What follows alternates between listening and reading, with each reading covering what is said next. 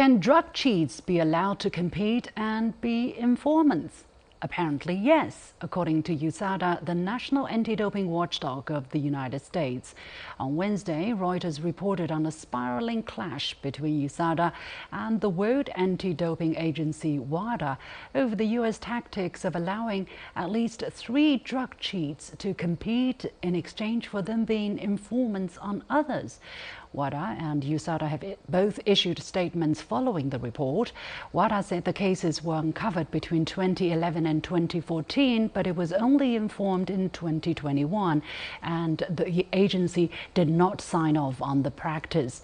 USADA called the former's statement a smear and deflection attempt by the world body and insisted that the tactic was necessary for federal crime investigation and that WADA has never appealed against it, even though they had the right to do so.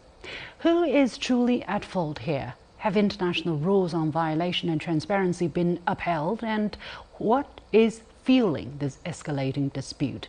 I'm pleased to be joined from Beijing by Cai Guo, managing partner of Jingmao Beijing law firm, and also from Beijing by Fabio Rees, founding partner of Rock Beijing Sports and Leisure Limited.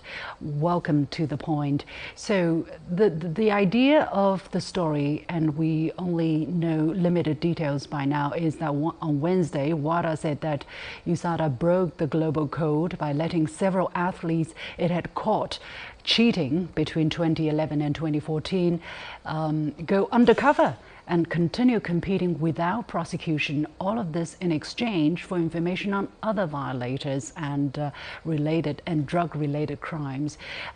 Ms. Cai, let me go to you first. Did USADA make a deal with the athletes after they were caught taking drugs? Is that what's happening, actually? What was happening?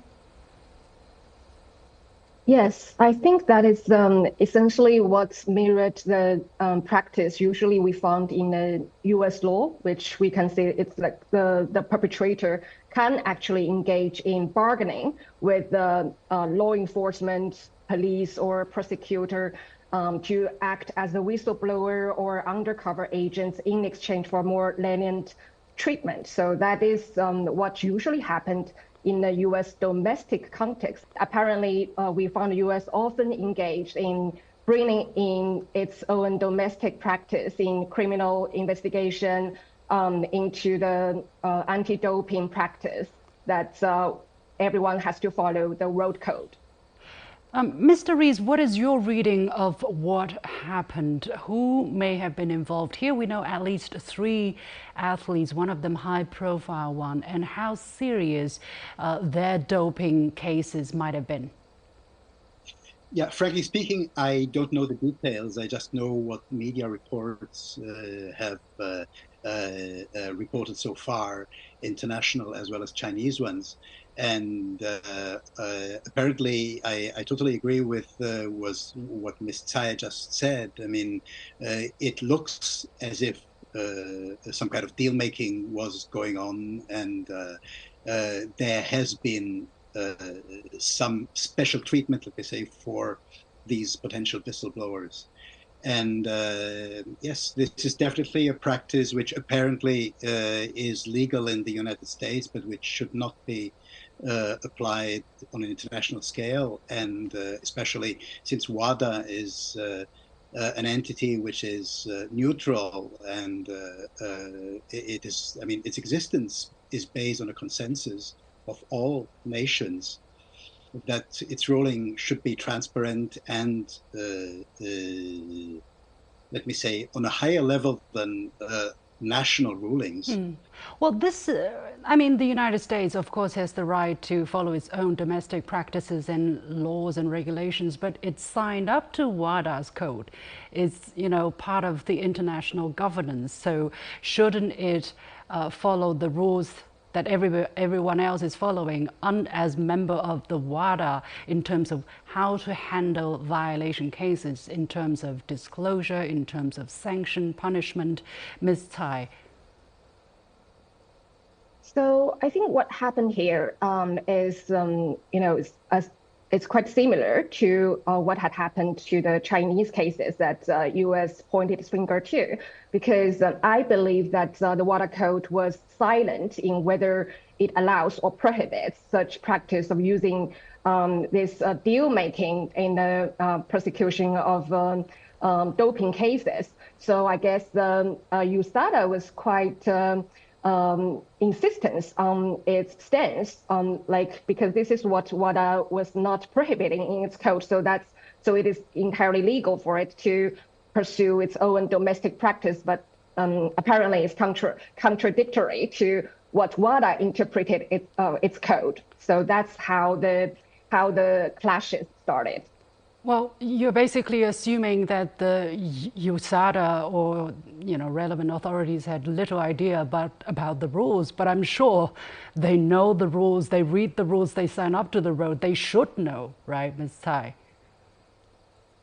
I think they knew it, but they took advantage of the fact that the rule were silent in prohibiting such practice, so they can insist, just like the U.S. did in other long-arm jurisdiction cases, that they believe that the code or the current scheme will allow them to do so. So I think that is U.S. own interpretation, which doesn't mean it's right. Yeah, well, it's very interesting, especially concerning transparency. Even if WADA may have some kind of loophole in its code as to whether a tainted athlete can work as informants in order to lesser or exonerate itself, the United States national authority has been bragging about its transparency standard. And I quote from a report in AP in June this year, where Mr. Tygart, the CEO of USADA, actually says,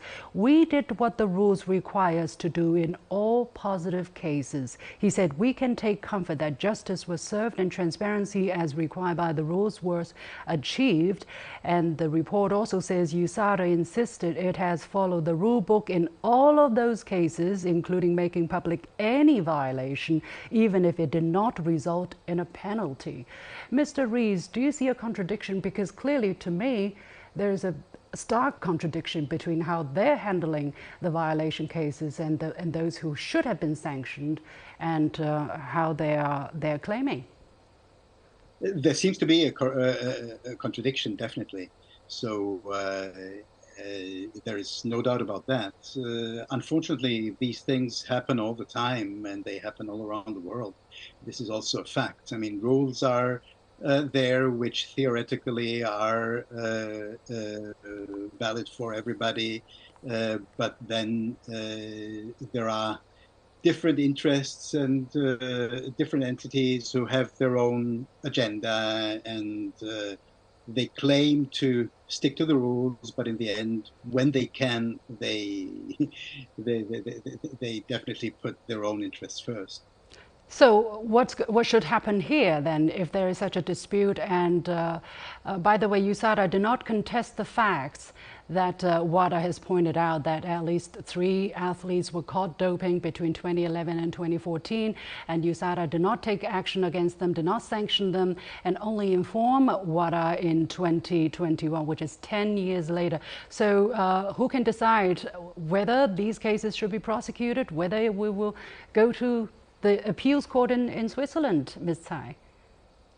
So if there is a dispute concerning how the case should be handled and whether it is mishandled, I believe the correct way of handling it is to resolve it legally. So WADA or USADA are perfectly entitled to bring it to the Court of Arbitration for Sport for resolving this dispute. But so rather than attacking each other in politically charged statements. So that's what I think. Yeah.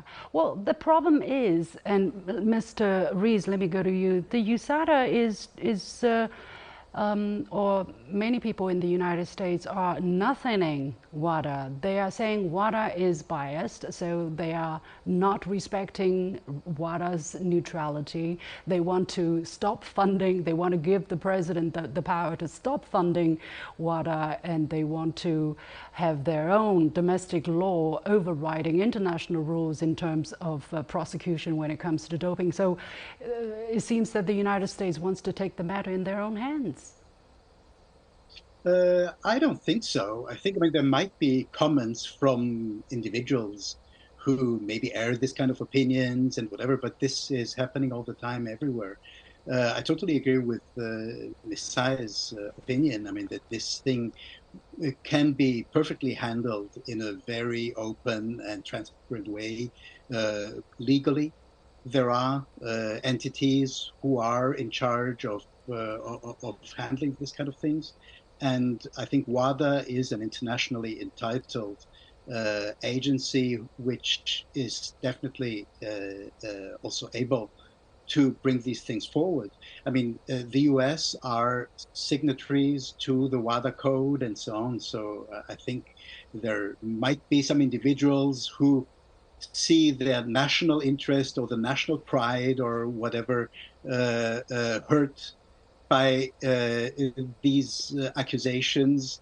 But I think what really matters is what the official statements are from the government, from the relevant authorities, and so on. And the official statements seem to be very clear-headed and not politically charged. So I think this is really, I mean, we should have confidence in the fact that WADA and public opinion in general, for most part, is probably, let me say, has the goodwill to solve these things. I hope so. I certainly hope so. My only I don't have the peace of mind because I know that the U.S. Justice Department and the FBI have launched criminal investigation concerning doping cases of other countries using their domestic law. They are subpoenaing WADA officials for testimony in these criminal investigation. They are introducing bills to give the White House the power to cut funding to WADA, and we've seen a pattern of the United States withdrawing from international pacts or institutions when it is not in favor of its interest. So although my hope is that this can be handled in a rational and reasonable way, I can't really be totally convinced and optimistic at this moment. Anyway, we have to keep a close watch on the situation. I thank my two guests, Tsai Guo, managing partner of Jingmao Law Firm, and Fabio Rees, founding partner of Rock Beijing Sports and Leisure Company Limited. Thank you very much.